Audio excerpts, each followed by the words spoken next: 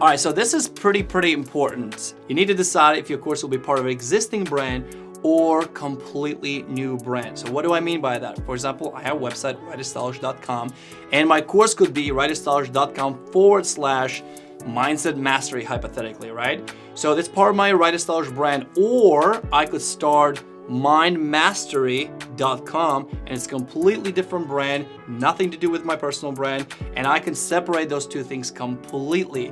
And there are pros and cons. So if you start, for example, mindsetmastery.com, you can build the entire brand, and down the road you can sell that.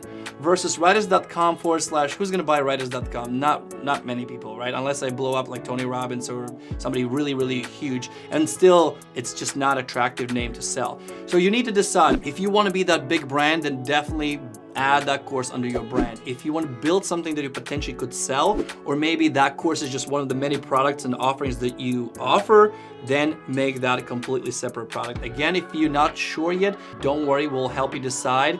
But right now, if you do have a very clear idea, write it down so we can understand as we create a course which way you're gonna go, so we can create the best product possible to fit either with your personal brand or completely brand new product that we're gonna create for you.